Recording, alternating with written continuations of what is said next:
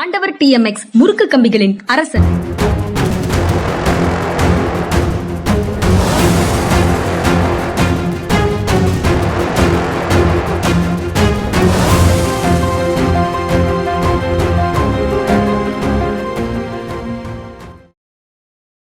வணக்கம். இது மனிதா மனிதா சார். வணக்கம் சார்.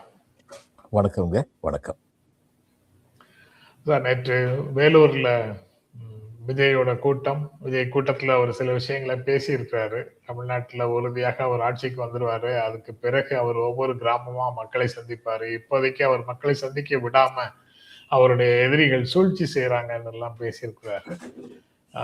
அவருடைய பேச்சை எப்படி பாக்குறீங்க சார்? முக்கியமா 2 விஷயத்த சொல்றேன். ஒரு காலத்துல எம்ஜிஆர் சொன்னாரு, போஸ்ட் கார்டு விலையை குறைப்பேன்னாரு. நான் ஆட்சிக்கு வந்தால் போஸ்ட் கார்டு விலையை குறைப்பேன்னாரு. போஸ்ட் கார்டு விலையை குறைக்கிறதுக்கு மாநில அரசுக்கு எந்த அதிகாரம் கிடையாது. ஆனா சொன்னாரு, அவருக்கு தெரிஞ்ச அரசியல் அறிவு அவ்வளவுதான். உண்மை அதுதான். எம்ஜிஆர் பற்றி எத்தனையோ நல்ல விஷயங்கள் இருக்கு, ஆனா அரசியல் அறிவுன்னு பார்த்தா அவ்வளவுதான் இருந்தது. அது மாதிரி சொன்னாரு. சரி, இவர் என்ன சொல்லியிருக்காரு, IAS IPS எல்லாம் ஆண்கள் பாதி பெண்கள் பாதியா நான் போஸ்டிங் கொடுத்துருவேன் இருக்காரு, செலக்ட் பண்ணிடுவேன் இருக்காரு. இது இந்த செலெக்ஷனுடைய அதிகாரமே மாநில அரசு கிடையாது. எப்படி பண்ண போறாராம்? அப்ப எவ்வளவு தூரத்துக்கு இவரை அறியாமையில் இட்டு செல்கிறார்கள் இவங்க ஸ்கிரிப்ட் எழுதி கொடுக்குறவங்க அப்படின்னு சொல்லி தெரியுது.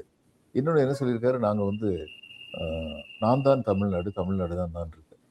ஒரு காலத்துல பருவான்னு ஒருத்தர் இருந்தார், all India Congress committee president. அவர் இந்திரா தான் இந்தியா, ஆமா ஆமா, இந்த DK பருவா, இந்தியா தான் இந்திரா தான் இந்தியானாரு. அதுல இந்திரா காந்தியை காலி பண்ணிட்டாரு அப்படின்னு சொல்லி, இன்னைக்கு மற்றவங்க எல்லாம் காலி பண்ண வேணாம், என்ன நானே காலி பண்ணிக்கிறேன்னு இவர் இந்த மாதிரி பேசியிருக்காரு. இது ஒரு முதிர்ச்சி அடைந்த ஒரு அரசியல் தலைவர் பேசியிருந்தாரு, அகங்காரம்னு நான் சொல்லியிருப்பேன்.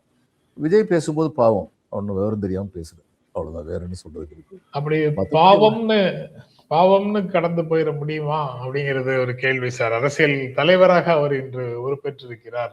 கிட்டத்தட்ட சில சர்வேக்கள்னு சொல்ற சர்வேக்கள் இன்டர்னல் சர்வேஸா இருக்கலாம், அல்லது வெளிப்படுகின்ற சர்வேஸாக இருக்கலாம். அதெல்லாம் கிட்டத்தட்ட அதிமுக கூட்டணிக்கு நெருங்கி விஜயம் வர்றாரு, அல்லது ஒரு சில சர்வே விஜய் அதிமுகவை சர்பாஸ் பண்ணிட்டாரு அப்படின்னு எல்லாம் சொல்றாங்க. அப்கோர்ஸ் சர்வேஸ் எவ்வளவு தூரம் நம்பகத்தன்மையோட கூடியதுங்கிறது ஒரு கேள்விதான். பட் அப்படி ஒரு சிச்சுவேஷன் இருக்கும்போது அவர் என்ன பேசினாலும் நம்ம கடந்து போக முடியாதுங்கிற ஒரு நிலைமை வருது. இல்ல கடந்து போக முடியாது, ஆனா நம்ம வெறுப்படைய மாட்டோம், பரிதாபப்படுவோம். கடந்து போக முடியாது. பரிதாபத்தோட இந்த ஆள்லாம் அரசியலுக்கு வந்துட்டாரு, ஒன்றும் விவரம் தெரியாம பேசிட்டு இருக்காரு, ஜனங்களுக்கு இந்த தலைவலி வந்துடக்கூடாது, தலை விதி வந்துடக்கூடாது, இது மாதிரி ஒரு ஆள் பதவிக்கு வர மாதிரி அப்படின்னு சொல்லி நம்ம நினைப்போம். ஒரு பேச்சை விவரம் தெரியாம ஒருவர் பேசுகிறார்னு சொல்றது ஒரு பக்கம் சார். இன்னொன்னு மோசடியாக மக்களை ஏமாற்றுகிறார் அப்படின்னு சொல்றது ஒண்ணு. தெரிந்தே மோசடியாக ஏமாற்றுகிறார்னு ஒண்ணு இருக்கு. ரெண்டுல இவருடைய வகை எந்த வகை? இல்ல, ஒரு பல விஷயம் தெரியாது, அதனால தெரியாம தான் பேசிட்டாரு நினைக்கிறேன். பாவம், இந்த விஷயத்துல விவரம் தெரியாம தான் பேசியிருக்காரு. நானும் என்ன கேள்வி என்னன்னா, இந்த அளவுக்கு கூட விவரம் தெரியாத ஒருத்தர் எப்படி நம்ப முடியும்? அப்புறம் இந்த சர்வேயை பத்தி சொன்னீங்க நீங்க, இந்த கோர்ட்ல பொய் சாட்சி சொல்றதுக்குன்னே சில பேர் இருப்பாங்க. அவங்ககிட்ட லாயர் கேட்பாரு, அதாவது பொய் சாட்சி சொல்ல வர்றவங்களுக்கு கொஞ்சம் கேப்பபிலிட்டி இருக்கணும்ல, ஃபினான்ஷியல் வைபிலிட்டி, இதெல்லாம் ஏன்னா உங்களுக்கு சொத்து பத்து விவரமெல்லாம் எப்படி இருக்கு அப்படின்பாரு. ஒன்று இவர் சொல்லுவார், நான் சொல்றது 30 வருஷத்துக்கு முதன கதை, அது 10-30 லட்சம் ரூபாய்க்கு சொத்து இருக்கும்பாரு. 30 லட்சம் சொத்து உள்ளாலும் அந்த காலத்தில் ரொம்ப பெரிய மனுஷன். ஒன்று இவர் அப்படியா, எந்த சொத்து அப்படின்பாரு. அது அந்த கோயிலுக்கு பின்னாடி குறுக்காணி நிலம் இருக்குல்ல, அதுல ஒரு 10 சதுர அடி எனக்கு. உடனே லாயர் கேட்பார், கோயிலுக்கு பின்னாடி உள்ள குறுக்காணி நிலம் 1 சதுர அடி 100 ரூபாய் கூட போகாதே, 10 சதுர அடி 1000 ரூபா தானே இருக்கும், 30 லட்சம் ரூபா உங்களுக்கு சொத்து இருக்குன்னு சொல்றீங்க பாரு. உடனே இவர் சொல்லுவாரு, கொடுத்தா தானே, 1000 ரூபாய் கொடுக்க மாட்டேன், நான் சொல்றது 30 லட்சம், அதனால ஏன் மதிப்பு மரியாதை 30 லட்சம் தான் அப்படின்னு சொல்லுவாரு. அது மாதிரி தாங்க இந்த சர்வேக்களும். இவங்களா என்ன வேணாலும் சொல்லிக்கலாம். உண்மையான சர்வேங்கிறது எலெக்ஷனுக்கு, நான் சொல்லியிருக்கேன், எலெக்ஷனுக்கு 7 நாளைக்கு முன்னாடி தான் உண்மையான மனநிலை தெரியும், மக்களுடைய மனநிலை தெரியும். அதுக்கு முன்னாடி வரைக்கும் எல்லாரும் பேசுறதெல்லாம் இன்க்ளூடிங் திமுக எங்களுக்கு இன்னைக்கு பலமான எதிரிகளே கிடையாதுன்னு சொல்றது வரைக்கும் இன்னைக்கு உள்ள நிலவரம் தான். 2 மாசத்துக்கு அப்புறம் என்ன நிலவரம் இருக்குன்னு சொல்லி இப்ப நம்ம சொல்ல முடியாது. இதுதான் உண்மை. விஜயை பொறுத்த மட்டும் அவருக்கு அந்த இதுல 3 விதமான நம்பிக்கைகள் உண்டு. Confidence, self confidence, over confidence, 3 விதமான நம்பிக்கைகள் உண்டு. அவருக்கு ரொம்ப ஓவர் கான்ஃபிடன்ஸை எல்லாரும் சேர்ந்து பூஸ்ட் பண்ணி வச்சிருக்காங்க, சுத்தி உள்ளவங்களாம் வச்சு. அதனால அவர் இது மாதிரி பேசுறாரு. அது ஓவர் கான்ஃபிடன்ஸ் மட்டும்தானா சார்? அது அந்த ஆட்சிக்கு வந்துட்டா இதை செய்ய போறோங்கிறது சாதாரணமா எல்லாரும் சொல்றது. மக்களை சந்திக்கிறதுக்கு வர்றதுக்கே வந்து எல்லாரும் என்ன தடுக்கிறாங்க. எல்லாருமே என்ன கண்டு மிரள்றாங்க. எல்லாருமே எனக்கு எதிராக சதி செய்யறாங்க. எல்லாருமே நான் உங்களை இதுலதான் சந்திப்பதை அவர் பொய் தடை சொல்றாரு. செய்யறாங்க. இதுலதான் அவர் பொய் சொல்றான்னு நீங்க சொன்னது வந்து வெளிப்படுது. இவர் யார் தடை செய்தாங்க? தடை செஞ்ச அந்த நாட்டில் நீதிமன்றம் இல்லையா? ஒரு இடத்துல நான் பொதுக்கூட்டம் நடத்தணும்னு ஆசைப்படுறேன். பொதுக்கூட்டம் நடத்துறதுக்கு அனுமதி தரமாட்டாங்க காவல்துறை. நான் நீதிமன்றத்துக்கு போக முடியாதா? திமுக உட்பட, அதிமுக உட்பட பல கட்சிகள் அது மாதிரி பல சமயங்களில் நீதிமன்றத்துக்கு போய் அனுமதி வாங்கியிருக்காங்களே. அது மட்டும் இவர் ஏன் நிர்வாகிகள் கூட்டம் கூட்டிக்கிட்டே இருக்காரு? ஏன் பப்ளிக் கூட்டம் கூட்டவே மாட்டேங்கிறாரு? பப்ளிக் கூட்டம் கூட்ட மாட்டேங்கிறாரு. அப்போ அதுல கூட்டம் அதிகமாக வருதுன்னு மென்ஷன் பண்ணுனா அதுக்கு நிறைய அவர் சொல்ற பாஷையில சொல்லணும்னா ஸ்டாலின் ஆபரேட்டிவ் ப்ரொசீஜர்ஸ் இருக்கு சார். என்ன வேணாலும் இந்த பஞ்ச் லைன் என்ன வேணாலும் பேசிட்டே போலாங்க. நான் கூட சொல்லலாம், திமுகவே தீய சக்தி என்றீர்கள், உங்களை தூய சக்தி என்றீர்கள். ஐயா, நீங்கள் ஒரு மாய சக்தி தானே, உங்கள்கிட்ட என்ன தூய்மை இருக்குன்னு நானும் கேட்கலாம். பஞ்ச் லைன் தான். மாயசக்தி மாயசக்தின்னு திரும்ப திரும்ப பேசிட்டே போகலாம். முடியாதா? ஏன்னா இது உண்மையிலே ஒரு மாயசக்தி தான். இவங்ககிட்ட என்ன கொள்கை இருக்கு, என்ன கோட்பாடு இருக்கு, இவங்க ஊரெல்லாம் போய் நாங்கள் சுத்தமா இருக்கணும், அரசியல் நேர்மை இருக்குன்னு சொல்ற இவங்க இன்னைக்கு வரைக்கும் இவங்க போட்ட மீட்டிங்கெல்லாம் வந்து எத்தனை கோடி செலவழிஞ்சது, அதுக்கு எங்கிருந்து பணம் வந்துச்சுன்னு சொல்லியிருக்காங்களான்னு கேட்டிருக்கேன். நான் 1.5 வருஷமா கேட்டுட்டு இருக்கேன், அதுக்கு பதிலே இல்லை. எப்படி பதில் சொல்லுவாங்கன்னா, அவருக்கு 200 கோடி ரூபாய் சம்பளம் தெரியுமா அப்படிம்பாங்க. சரி, 200 கோடி ரூபாய் சம்பளம்னா நீங்க வந்து அவர் கையில தான் செலவழிச்சாருன்னு சொல்லுங்க, நம்ம சந்தோஷம் தான் படுவோம். அவ்வளவு வள்ளல் தன்மையோடு இருக்காரு அப்படின்னு சொல்லி சந்தோஷம் தான் படுவோம். சொல்லுங்களேன் எங்கிருந்து வந்துச்சுன்னு சொல்லி. அதை வந்து சொல்றதே கிடையாது. என்ன சொல்ல முடியாது இல்லையே சார். அவருடைய வேன்ல தானே சார் வந்து மக்களை சந்திக்கிறாரு. வேன் ஏற்கனவே வாங்கி வச்ச ஒரு சொத்து தானே. விதவிதமா வாங்கி வச்ச சொத்து தாங்க அந்த வேன். அந்த வேன் வந்து வாங்கி வச்ச சொத்து தான். அடுத்து வந்து இதுக்கு ஒரு ரெடிகுலஸா ஒரு பதில் ஒருத்தர் சொன்னார் நேத்து உரையாடல. சொன்னார். ஆமா, டிவியில மாலை முரசுல. நான் கேட்கறது, இதுக்கெல்லாம் பணம் எங்கிருந்து வந்துச்சு? கணக்கு நாங்க தேர்தல் கமிஷன் கொடுப்போம், தேர்தல் கமிஷன் கேட்கும். இது மக்களை ஏமாத்துற ஒரு ஃப்ராடு. தேர்தல் கமிஷன் எதை கணக்கு கேட்கும்? ஒரு கேண்டிடேட் எலெக்ஷனுக்கு எவ்வளவு செலவழிச்சாரு அப்படின்னு தான் கேட்கும். அப்ப அந்த கேண்டிடேட்டுக்காக பொலிட்டிக்கல் பார்ட்டி எவ்வளவு செலவழிச்சது அப்படிங்கிறது இன்னைக்கு கணக்குல வரமாட்டேங்குது. அதை எவ்வளவு செலவழிச்சாலும் அதுக்கு சீலிங் கிடையாது. கேண்டிடேட் எவ்வளவு செலவழிச்சாருன்னு மட்டும்தான் கேட்பாங்க. இது பொதுக்கூட்டம் எல்லாம் என்ன எலெக்ஷனுக்காக வேண்டி நடக்கிற கூட்டம், இன்னைக்கு நடக்கிற கூட்டம். அதுக்கு வந்து இது வந்து கேண்டிடேட் யாராவது செலவழிச்சிருக்காரா? அப்ப இப்படி பச்சை பொய் சொல்றவங்களை வச்சுட்டு நம்ம என்ன சொல்றது? மக்களை ஏமாத்துறதுக்காக பொய் சொல்றாங்க. அதுதான். நேத்து நான் வந்து சில கேள்விகள் கேட்டேன். நான் கேட்ட இந்த கேள்விகளுக்கு நீங்க பதில் சொல்லுங்க. பதில் சொல்லிட்டு என்னைய பார்த்த கேள்வி கேளுங்க, நான் பதில் சொல்றேன். நான் கேட்ட கேள்வி எதுக்குமே பதில் கிடையாது. இப்படித்தான் ஒவ்வொரு தினமும் விவாதம் பண்ணும். அவர் தேவைக்கு ஆதரவாளர் தானே சார். அவர் எப்படி சார் கட்சியில் என்ன நடக்குதுங்கிறதுக்கு அவர் எப்படி பதில் சொல்ல முடியும்? சரி, அட்லீஸ்ட் தே ஸ்டாண்ட் எக்ஸ்போஸ்ட். அவ்வளவுதான். மக்களுக்கு அந்த அளவு கூட தெரியாதா? பாலச்சந்திரன் கேள்விதானே கேட்டாரு, கேள்விக்கு பதில் தானே சொல்ல சொன்னாரு. பதிலையும் சொல்லாம நீ ஓடினா என்ன மக்கள் சிந்திக்க மாட்டாங்களா? கண்டிப்பா சிந்திப்பாங்க. 50 ஆண்டுகளுக்கு ஒரு முறை நடக்கக்கூடிய அதிசய தேர்தல் இது அப்படின்னு சொல்றது என்ன sir? Some magic will happen அப்படின்னு, அதிசயங்கள் நிகழும் அப்படின்னு ரஜினிகாந்த் சொன்னாரு. இவர் தேர்தலையே ஒரு அதிசய தேர்தல் அப்படின்னு சொல்றாரு. 1975 50 ஆண்டுகளுக்கு ஒருங்கிறாரு. 1975 என்ன தேர்தல் நடந்தது? அதுல என்ன அதிசயம் இருந்தது? ஏன்னா இவர் சொல்ற பார்த்தா 50 ஆண்டுகளுக்கு ஒருக்க நடக்கிற தேர்தல் எல்லாம் அதிசயம் நடக்கும். என்ன அதிசயம் நடந்தது? இப்ப என்ன அதிசயம் நடக்க போகுது? 77ல எம்ஜிஆர் வந்தார் ஆட்சிக்கு, அதுதான் சொல்றாரு சார். இல்ல, அது 77 அடுத்து 2027 வரைக்கும் வெயிட் பண்ணணும். 2026 சொல்லக்கூடாது. 50 வருஷம் தான் கரெக்டா சொல்லணும். அதுக்கு ஒரு எம்ஜிஆர் வந்து 30 வருஷம் ஏற்கனவே அரசியல் இருந்தவர். அவர் காங்கிரஸ் கட்சியில இருந்தாரு எம்ஜிஆர். அதுக்கப்புறம் திமுகவுக்கு வந்தாரு. திமுக ரொம்ப நாள் இருந்துட்டு அதுக்கப்புறம் மன வேறுபாட்டினால, கருணாநிதி கூட இருந்த மன வேறுபாட்டினால அவர் புது கட்சி ஆரம்பிச்சு 2 வருஷம் ஸ்ட்ரகிள், 5 வருஷம் ஸ்ட்ரகிள் பண்ணார். 73ல ஆரம்பிச்சார் புது கட்சி. ஆரம்பிச்சு 77 4 வருஷம் பாலிடிக்ஸ்ல இருந்து ஒரு கட்சியின் தலைவராக இருந்து கட்சியை வளர்த்து அதுக்கப்புறம் தேர்தல் நின்று ஜெயிச்சு வந்தாரு. இதுல அதிசயம் எங்க இருக்கு? ஒண்ணுமே செய்ய உட்காந்துக்கிட்டு இருந்தவர் எம்ஜிஆர் சிஎம் ஆக்கி விட்டாங்களா? அப்ப அது அதிசயம். இவருக்கு அப்படி அதிசயம் வேணும்னு ஆசைப்படுறாரு, அதனால அதிசய தேர்தல் சொல்றாரு. இன்னொரு செய்தி சார், மக்கள் வந்து அதிமுகவை ஆட்சியில அமர்த்துவதற்கு தயாராக இருக்கிறார்கள் அப்படின்னு அதிமுக பொதுச் செயலாளர் எடப்பாடி பழனிசாமி சொல்றாரு. இதுக்கப்புறம் முதலமைச்சர் பேசியதை இதுக்கப்புறம் பேசலாம் சார். தமிழ்நாட்டுல அதிமுக ஆட்சிக்கு ஏற்படுத்துவதற்கு வாக்காளர்கள் தயாராக இருக்கிறார்கள் அப்படின்னு அவர் சொல்வது எந்த அடிப்படையில? அதெல்லாம் அவங்களுடைய கட்சி தொண்டர்களை முறையில பூஸ்ட் பண்றதுக்கு. அது யாரும் செலுத்தாங்க செய்வாங்க எலெக்ஷன் சமயத்துல. எங்களை ஆட்சியை கொண்டு வர மாட்டாங்க மக்கள்னு சொல்லுவாங்களா? போட்டி ஓடுறாரு. இருக்கிற பெரிய கட்சிகள் 2 பெரிய கட்சியில ஒரு கட்சி, திமுகவுக்கு அடுத்து அதிமுக. அப்ப அவர் அப்படித்தானே சொல்லுவாரு. அதுல என்ன அதிசயம் இருக்கு? அந்த ஸ்டேட்டஸை காப்பாத்திட முடியுமா இந்த தேர்தல்ல அப்படிங்கிறது ஒரு பெரிய கேள்வியாக திரும்ப திரும்ப எல்லாராலும் எழுப்பப்படுகிறது. ஆமா. ஏன்னா எந்த அஸ்திவாரத்தில் அந்த கட்சியின் ஆதரவு எழுப்பப்பட்டதோ அந்த அஸ்திவாரத்தை காலி பண்ற வேலையை இவரும் செஞ்சுக்கிட்டு இருக்காரு, இபிஎஸும். அப்படி இருக்கும்போது நீங்க கேட்கறது சரியான கேள்விதான். இன்றைக்கு துரோகிகளை வீழ்த்துவதே முதன்மையான பணி அப்படின்னு இன்றைக்கு ஜெயலலிதா பிறந்த நாள் இன்னைக்கு சசிகலா ஒரு கட்சியை ஆரம்பிக்கிறதோ அல்லது வேற ஏதோ நல்ல செய்தியோ, அவங்க சொல்ற நல்ல செய்தி யாருக்குன்னு தெரியல, நல்ல செய்தி ஒன்றை என்று சொல்கிறோம் அப்படின்னு நேற்று சொல்லியிருக்கிறாங்க. அதுவும் அதிமுகவை வீழ்த்துவதற்கான ஒரு வேலையை செய்யும்னா எனக்கு அங்க திமுகவை எதிர்க்கக்கூடிய சக்திகளுக்குள்ளே உள்ள உறவு புரிந்து கொள்ள முடியாத ஒரு உறவாக இருக்குது. பாரதிய ஜனதா கட்சியோடு நெருக்கம் காட்டுறாங்க, ஆனா அதிமுகவுக்கு எதிராக கருத்துக்களை சொல்றாங்க. 2 பேரும் பாரதிய ஜனதா கட்சியும் அதிமுகவும் ஒரே கூட்டணியில இருக்கு. பாரதிய ஜனதா கட்சியே அதிமுக காணாமல் போய்விட வேண்டும் என்று ஆசைப்படுகிற கட்சி தான். அவங்க இதுல நம்ம கேப்ல நம்ம நுழைஞ்சிருவோம் அப்படின்னு ஆசைப்படுறவங்க சார். 2026 பாரதிய ஜனதா கட்சி ஆட்சிக்கு வரப்போறது இல்லை, யாருக்கும் எந்த சந்தேகமும் கிடையாது. அப்ப 2026க்குள்ள அதிமுக காலி ஆயிடுச்சுன்னா அடுத்த ஒரு 2031 தேர்தல் ஆளுங்கட்சி யார் இருக்கிறார்களோ திமுக இருக்கும்னு சொல்லி பொதுவாக நம்பப்படுது. ஆளுங்கட்சிக்கு எதிராக ஒரே பலத்த எதிர்கட்சியாக, 2வது பலம் பொருந்த எதிர்கட்சியாக பிஜேபி தான் இருக்கும் அப்படிங்கிற சூழல் உருவாகணுங்கிறது அவங்களுடைய திட்டம்.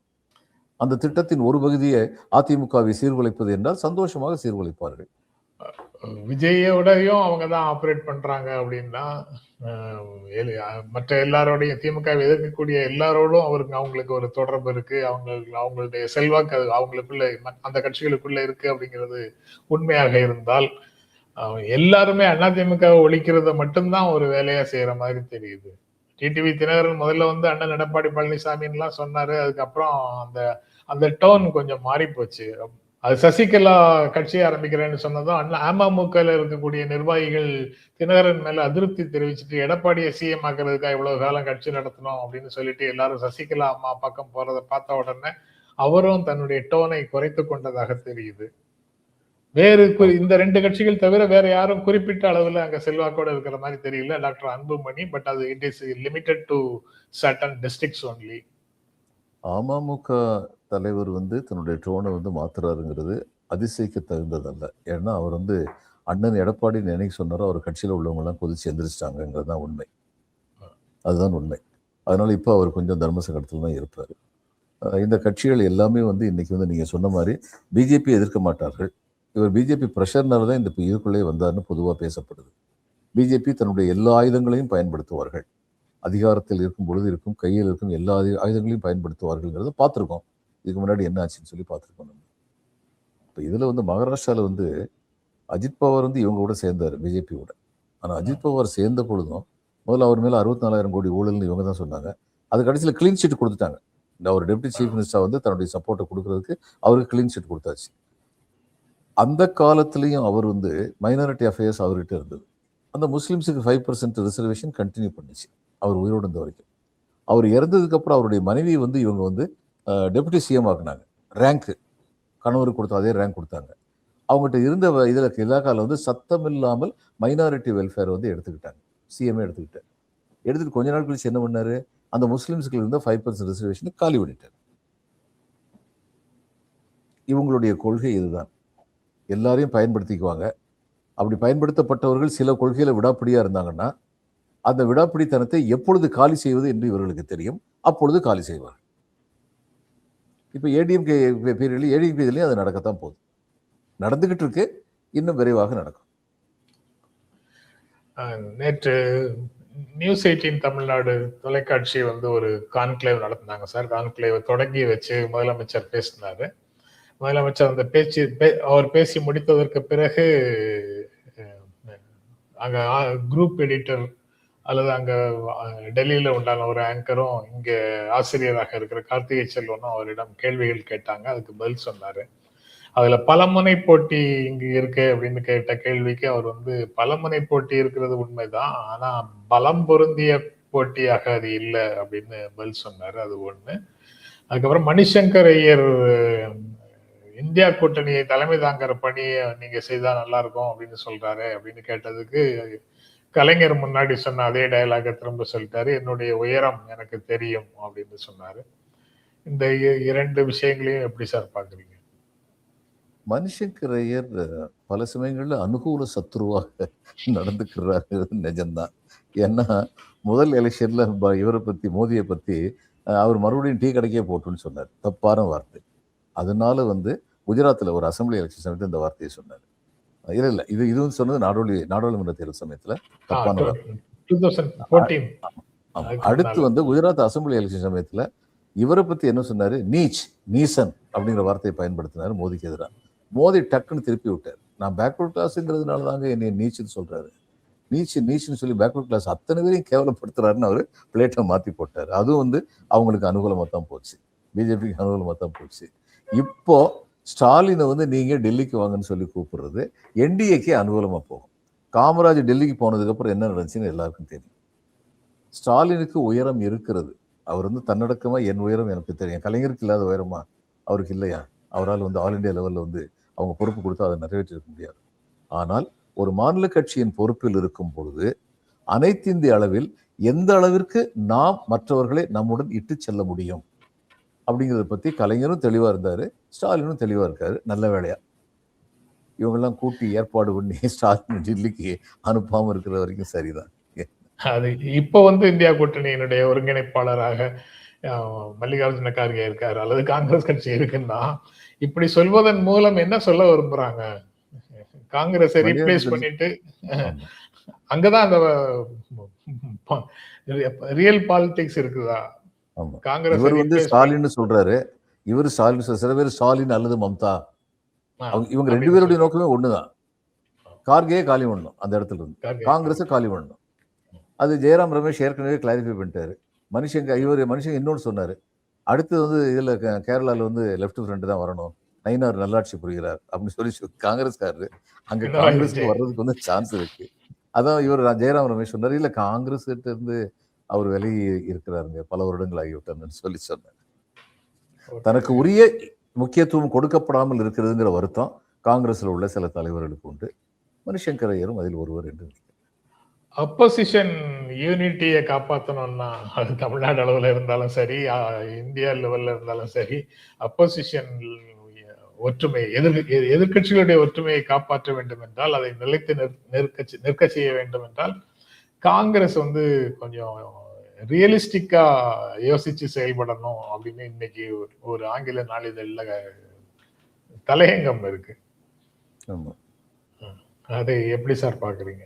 இல்லை, கரெக்டாக தான் சொல்கிறாங்க. இங்கே வந்து பாருங்க, கிளப்பி விட்டாங்கல்ல, நாங்கள் இவங்களோட டிஎம்கோட ஃப்ரெண்ட்ல இருந்து எங்களுக்கு என்ன பிரயோஜனம், மாணிக் தாக்கூர் வந்து அவங்களால அவங்களுடைய தோல்வியினால தான் நம்ம தோல்வியை தழுவணும்லாம் பேசினாங்க. இவங்களுக்கு என்ன 10 வாலண்டியர் இருக்காங்களா ஒரு கான்ஸ்டிட்யூன்சிலையும், கன்னியாகுமரி மாதிரி ஒரு சில இடங்களை தவிர. அப்படி இருக்கும்போது எந்த விதத்தில் திமுக இப்படி சொல்ல முடியும்? இப்படிலாம் சில பேர் சொல்றது எதுக்கு அவ்வளவு நேரம் வரைக்கும் அனுமதிச்சாங்க? அதைத்தான் இந்த தலையங்கம் இது அந்த வந்து சொல்லுது. நீங்க வந்து தெளிவா இருங்க. தெளிவா இல்லாதன் காரணமாக ஆழமான நட்பு விரிசல் கண்ட நட்பாக மாறிவிடும். இப்ப அப்படித்தான் ஆகிக்கிட்டு இருக்கு காங்கிரஸுக்கும் டிஎம்கேக்கும் இடையில. இது தேவையில்லாம இவங்களே வந்து சொந்த காசுல சூனியம் வச்சுக்கிட்ட மாதிரி இதெல்லாம் பண்றது. அதுக்கப்புறம் தன்னுடைய பலம் உணராமல் தமிழகத்திலும் பீகாரிலும் அதிக இடம் கேட்டார்கள். கலைஞரும் லல்லு பிரசாத் யாதவும் அனுமதித்தார்கள். அதனால் ரெண்டு பக்கமே வந்து இந்தியா கூட்டணி வந்து தோல்வியை தழுவுச்சாங்க. இவங்க அதிகமாக இடம் கேட்டு பல இடங்களில் போட்டி போட்டு மிகச்சில இடங்கள் மட்டும் வெற்றி பெற்றதன் காரணமாக ஆட்சி அமைக்கும் வாய்ப்பை இழந்தார்கள் கூட்டணி வந்து. அதுதான் உண்மை. அவர் முதலமைச்சர் வந்து சமத்துவம், சமூக நீதி, மதச்சார்பின்மை, சகோதரத்துவம், மாநில சுயாட்சி இதெல்லாம் பற்றி இந்தியா முழுவதும் ஒரு பரந்த பார்வை தேவையாக இருக்குது. அது அந்த பார்வை வேண்டும். அதுதான் இந்தியாவை உண்மையான வளர்ச்சிக்கு எடுத்து செல்லும் அப்படின்னு நேற்று பேசும்போது குறிப்பிட்டாரு சார். ஆஹ் இல்ல அந்த மாதிரி கருத்து சொன்னாலே பலருக்கு வந்து இந்தியா கூட்டணிக்கு தலைமை தாங்க போறாரோ அப்படின்னு எண்ணம் வந்துருமா, அதனால சொல்றாங்களா? வந்துடலாம் என்ன வந்துடலாம். But I don't think mister Stalin will go. இல்ல, அது ஒருவேளை ஸ்டாலினுடைய இன்றைய செயல்பாடு முழுக்க முழுக்க ஜோதி பாசு மாதிரி இருக்குன்னு பல முறை நம்ம இங்க பேசியிருக்கிறோம். அப்படின்னா ஜோதி பாசுக்கு ஒரு ஆஃபர் வந்தது, பார்ட்டி வந்து போகக்கூடாதுன்னு சொல்லி நிறுத்திட்டாங்க. இவருக்கு அப்படி ஒரு ஆஃபர் வந்ததுன்னா, அதாவது இந்தியா கூட்டணியை ஒருங்கிணைக்கிறதுக்கான பொறுப்பை எடுத்துக்கங்கன்னு சொன்னா, அப்போ அவர் என்ன செய்யணும்? கட்சி வந்து கண்டிப்பாக அனுமதிக்காது. அவரே வேண்டாம்னு சொல்லிடணும். அது